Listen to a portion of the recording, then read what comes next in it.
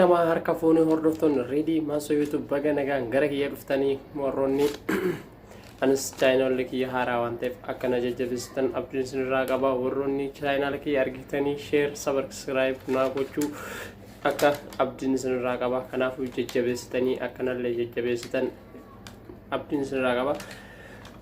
Har'a waa'ee Jawaar tokkoon qabadhe isinii dhufe. Jawaar jechuun abbaa Oromoo hundaati. Jawaar qeerroo fi qarree dhiigalmaan Oromoo hundaa keessa raabsamee jira.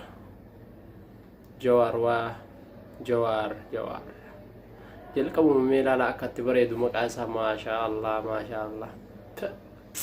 Yaa Rabbi umrii nuu dheeressimi Jawaar makeen hayyoota yenna Oromoo hundaa yaa Rabbi umrii nuu dheeressi.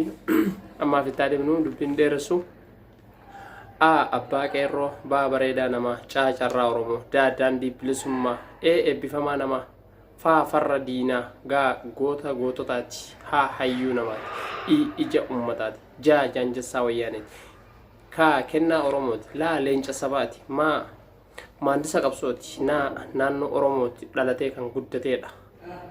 Oromoo qulqulluudha. Paarkii addunyaati quuqamaa sabaaf qabuudha. Roorri isaa diinaati. Sabboonaa Oromooti. Taatas gabbeessaa shoror keessaati.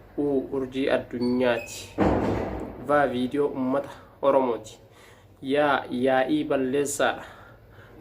Xiinxallaa siyaasaa addunyaati. Waxinee qabsooti. Zeeroon baay'isaa diinaati.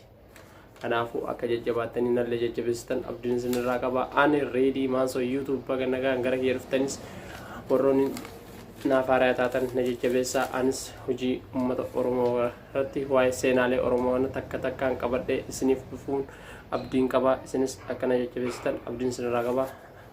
Nagayaatti naaf tura hanga walitti deebinutti. Waatu biraa fe'ee dhiifama waatu biraa fe'ee maal inni yoo jettan weerarsa bilxiginnaati. Weerarsaa bilxiginnaati. Baay'ee gubatan uummanni. Kanaafuu jajjabaadhaa. Tana isinitti himuuf aydee dhiifama guddaa.